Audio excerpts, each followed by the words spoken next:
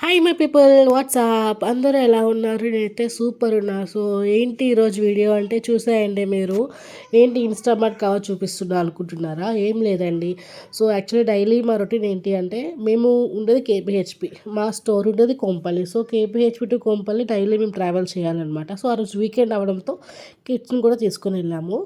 So, మేము స్టోర్‌కి వెళ్ళే రూట్‌లో మిడిల్‌లో మాకు ఐడియల్ లేక్ అని చెప్పి ఒకటుంటుంది. హైదరాబాదీస్‌కి బాగా తెలుసనమాట అది. సో, అక్కడ కొంచెం సేపు ఆగి అక్కడ చాలా పావురాలుంటాయి.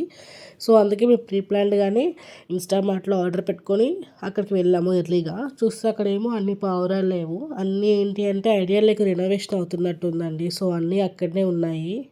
అప్పటికి మా హస్బెండ్ అక్కడికి వెళ్ళి రాళ్ళతో వాటిని కొట్టారు. బట్ అవి అక్కడికి కదలలేదు. అక్కడే ఉన్నాయి. ఎందుకు అంటే సమ్మర్ కదా! సో, కొంచెం మట్టి అంతా తేమగా ఉంది. సో, కూల్‌గా ఉన్నట్టుంది. అవి అక్కడే ఉన్నాయి. అసలు కదలలేదనమాట.